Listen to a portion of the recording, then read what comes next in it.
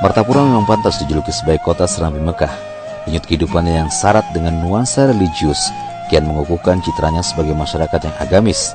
Semenjak ratusan tahun lalu hingga sekarang di Kabupaten Banjar banyak terdapat para aulia Allah. Mereka dengan tulus ikhlas serta dedikasi tinggi menyebarkan dakwah. Ulama-ulama tersebut berjasa besar mencetak insan-insan yang berkarakter dan berperilaku islami. Tidak berlebihan bila Martapura dikenal sebagai ladangnya ulama. Dari generasi ke generasi selalu melahirkan tokoh-tokoh ulama besar yang berpengaruh. Salah satunya yang berperan besar mencetak kader-kader ulama itu ialah keberadaan Pondok Pesantren Darussalam. Sejak berdiri 14 Juli 1914, Ponpes ini memegang peranan penting terhadap sejarah perkembangan Islam di Kalsel. Sudah tak terhitung berapa banyak juru dakwah yang kini aktif berkiprah di masyarakat berkat didikan dan gemblengan Darussalam.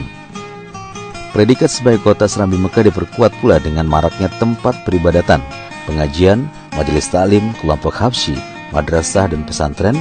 Ribuan santri dan jemaah berhimpun di sini menggaungkan syiar Islam. Berikut sekilas tentang riwayat dan kiprah ulama-ulama karismatik Martapura yang sangat berpengaruh dan berjasa besar dalam pengembangan syiar Islam di Tanah Banjar. Syekh Muhammad Arsyad Al-Banjari. Popularitas Syekh Muhammad Arsyad Al-Banjari memang luar biasa. Pengaruh pemikiran beliau tak hanya diakui di Kalimantan, juga di negara-negara Asia Tenggara, terutama Malaysia, Thailand, Brunei Darussalam, Filipina, Singapura, dan Kamboja. Hal itu terbukti dengan meluasnya pemakaian kitab-kitab beliau, terutama karya monumentalnya Sabilal Muhtadin yang sangat populer di Semenanjung Melayu. Putra dari pasangan Abdullah dan Aminah ini lahir 19 Maret 1710. Melihat bakat dan perilakunya yang istimewa, Sultan Tahmidullah tertarik mengajak Muhammad Arsyad tinggal di istana. Waktu itu usianya baru sekitar 7 tahun. Setelah dewasa, ia diberangkatkan ke Mekah untuk memperdalam ilmu agama. Selain di Mekah, Syekh Arsyad tinggal di rumah khusus yang diberikan Sultan, terletak di kampung Samiyah yang kemudian dikenal sebagai Barhat Banjar. Di Tanah Haramain, beliau berguru kepada sejumlah ulama terkemuka, di antaranya Syekh Muhammad bin Abdul Karim Saman Al-Madani, Syekh Muhammad bin Sulaiman Al-Kurdi, Syekh Atailah bin Ahmad Al-Misri, Ibrahim bin Muhammad Al-Rais Al-Zamzami Al-Maki, dan lain-lain. Setelah belajar selama kurang lebih 30 tahun di Mekah dan 5 tahun di Madinah, Syekh Arsyad pun kembali ke Banua pada Desember 1772 bersama menantu sekaligus sahabatnya, Syekh Abdul Wahab Bugis. Waktu itu yang berkuasa di kerajaan Banjar adalah Pangeran Nata Dilaga bin Sultan Tamjidullah 1761 sampai 1787. Pada usia 105 tahun, tepatnya 13 Oktober 1812, Syekh Arsyad Al-Banjari kembali ke hadirat Allah Subhanahu wa Ta'ala. Untuk mengenang jasa beliau, setiap tahun haulnya diperingati. Tuan Guru Haji Abdurrahman Siddiq atau Guru Sapat lahir di Kampung Dalam Pagar, Martapura tahun 1857 Masehi. Ayahnya Haji Muhammad Afif merupakan keturunan pangeran Diponegoro, sedangkan ibunya Safura binti Mufti Syekh Haji Muhammad Arsyad juga keturunan Datuk Kelampayan. Jadi kedua orang tuanya sama-sama juriat tokoh besar penyebar Islam di Indonesia. Saat usia Abdurrahman Siddiq beranjak dewasa, dia memutuskan untuk memperdalam ilmu agama di Mekah. Disinilah berguru kepada ulama-ulama besar di masa itu. Keulamaan Syekh Abdurrahman lambat laun tersebar di seluruh pelosok kerajaan Indragiri, bahkan hingga pulau Kalimantan, Jawa, Sulawesi, dan Semenanjung Malaya. Selama 20 tahun menjadi mufti di kerajaan Indragiri, beliau tetap membuka pengajian dan mengajari para santri. Tak lama setelah mudik ke Martapura dan Banjarmasin, setiba di Sapat Indragiri, Syekh Abdurrahman jatuh sakit. Senin 10 Maret 1939, akhirnya beliau berpulang ke rahmatullah dalam usia 82 tahun. Ulama sekali berbeliau yang menguasai ilmu syariat, tarekat, hakikat, dan ma'rifat. Setelah mengamalkannya dengan penuh istiqomah, sulit dicari penggantinya. Sepanjang hidup beliau didedikasikan untuk berdakwah. Tuan Guru Haji Muhammad Syarwani Abdan atau Guru Bangil lahir di Kampung Melayu Ilir, Martapura tahun 1915. Berdasarkan silsilah M. Syarwani Abdan merupakan zuriat ke-6 Syekh Arsyad Al-Banjari. Sejak kecil ia sudah menaruh minat yang besar untuk mendalami ajaran Islam. Di samping mendapat didikan dari keluarga, ia juga menimba ilmu agama di pesantren Darussalam Martapura, termasuk berguru dengan sejumlah ulama besar di masa itu, seperti Kiai Haji Kasful Anwar, Alimul Fadil Qadi H.M. Toha, dan Haji Ismail Khatib dalam Pagar. Tak puas hanya belajar ilmu agama di Martapura, Syarwani Abdan kemudian melanjutkan ke Tanah Suci Mekah. Sekitar 10 tahun bermukim di Mekah, beliau kembali ke Martapura pada tahun 1951. Di kampung halamannya ini, Kiai Haji Syarwani menyebarkan ilmunya kepada masyarakat luas. 5 tahun berselang, tepatnya 1956, beliau pindah ke Bangil menyusul keluarganya di sana. Disinilah beliau membuka Ponpes Datu Kelampayan tahun 1970, setelah mendapat restu dari Kiai Haji Hamid Pasuruan, ulama sepuh setempat. Beliau wafat pada 11 September 1989 dalam usia 74 tahun dan dimakamkan di Alkah keluarga di Kota Bangil. Makamnya sering diziarahi orang dari berbagai penjuru daerah, tak terkecuali masyarakat Kalsel. Haul Guru Bangil setiap tanggal 12 Safar selalu dihadiri oleh ribuan jemaah.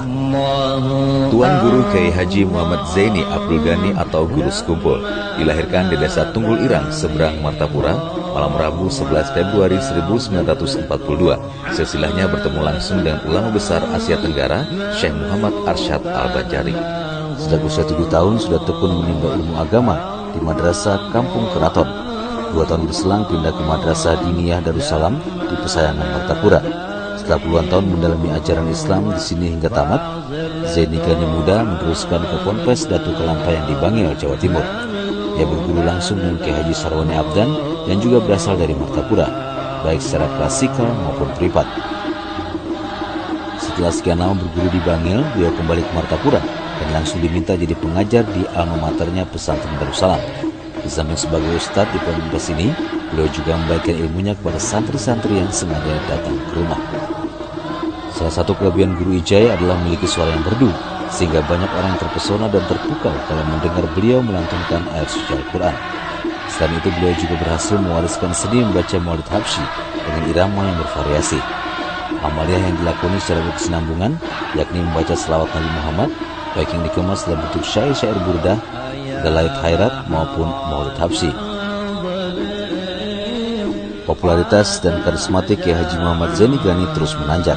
Pengajian rutinnya selalu membludak dihadiri oleh jamaah muslim dari Kalsel, Kalteng, Kaltim, Pulau Jawa, bahkan Malaysia dan Brunei Darussalam. Ya Allah ya Azim, Antal Azim, qad ammana amrun azim wa kullu amrin hammana yahunu bismika ya azim. Ya Allah ya Azim, Antal Azim, qad ammana amrun azim wa kullu amrin hammana yahunu bismika ya azim.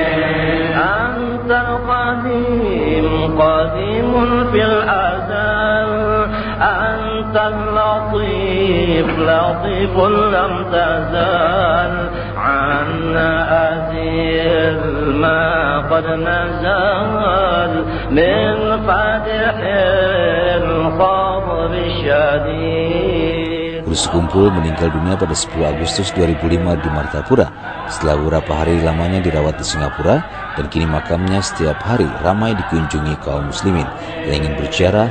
Haul beliau juga setiap tahun selalu diperingati.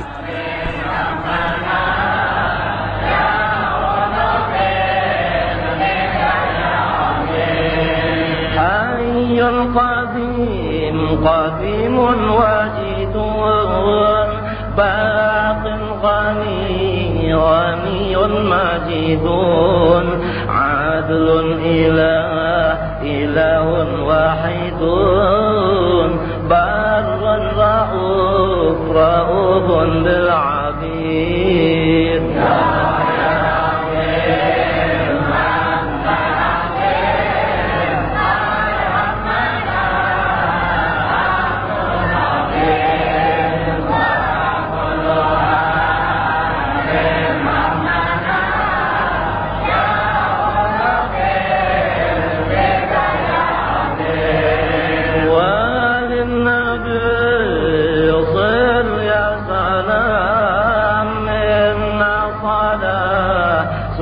صلاة مع سلام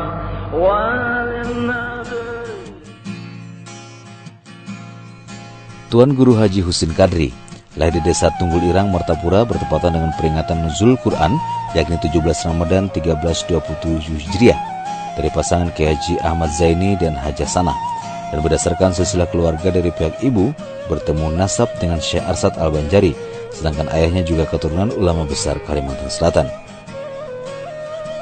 Husin Kadri sejak kecil terbiasa diasuh dalam suasana kehidupan yang kental dengan suasana religius. Proses menuntut ilmunya cukup unik, tidak melewati lembaga pendidikan, format seperti sekolah umum, madrasah atau pesantren, melainkan langsung belajar pada ayah dan kakeknya sendirinya. Jadwalnya pun dilakukan pada tengah malam, pasalnya jatah waktu pagi, siang dan sore, bahkan malam ayah dan kakeknya sudah tersita untuk mengajari masyarakat, dan kebiasaan itu dilakoninya sekian tahun lamanya secara berkesinambungan. Selain membina mental spiritual umat lewat pengajian, Kiai Haji Husin Kadri tak lupa pula berdakwah melalui tulisan. Ada 4 karya beliau yang sampai kini jadi pegangan kaum muslimin, yakni Senjata Mukmin, Nurul Hikmah, Kumpulan Khutbah, serta Manasik Haji dan Umrah. Sebenarnya masih ada lagi karya beliau yang lain, yakni mengenai tafsir Al-Quran, namun belum sempat rampung karena keburu dipanggil menghadap Allah Subhanahu wa Ta'ala. Kiai Haji Husin Kadri wafat pada Jumat 26 Jumadil Awal 1387 Hijriah.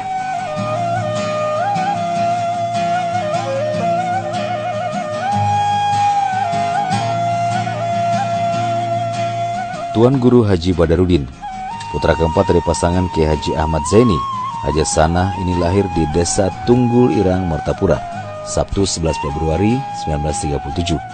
Tinggal di lingkungan keluarga yang taat mengamalkan ajaran Islam, turut membentuk karakternya menjadi pribadi akhlakul karimah dan mencintai ilmu agama. Sejak kecil Badarudin sudah sering mendengarkan pengajian-pengajian yang diselenggarakan oleh ayah dan kakeknya. Di samping mendapat gemblengan dari keluarga, ia juga menimba ilmu agama di Madrasah Iqdamul Ulum. Melihat semangat belajar yang tinggi, orang tuanya kemudian memasukkan pula Badarudin ke Ponpes Darussalam. Jadi dalam sehari, yakni pagi dan sore, ia menuntut ilmu di 2 tempat. Tak puas menggali ilmu agama di tanah air, Badarudin kemudian memutuskan berangkat ke Mekah. Di sini ia memperdalam Islam di Madrasah Salithiyah selama 2 tahun. Sekembalinya di tanah suci, bukan berarti hasratnya untuk belajar ilmu agama berhenti. Ia terus termotivasi menggalinya pada beberapa ulama ternama Martapura. Guru Ibad, demikian beliau akrab dipanggil, juga menyempatkan diri pergi ke Pulau Jawa untuk berguru dengan ulama dan habaib terkemuka di sana. Dari hasil muhibah beliau, dikenal sebagai orang yang pertama kali membawa dan mengembangkan syair Maulid Habsyi di Kalsel dan sekitarnya. Dengan berbagai kelebihan itu, tak heran bila banyak kalangan yang mengajak beliau untuk tergabung, termasuk dari organisasi politik. Kiai Haji Badarudin pernah menjadi petinggi NU Kalsel, Dewan Penasihat Golkar, anggota Dewan Pertimbangan Agung, dan anggota MPR Pusat selama 2 periode.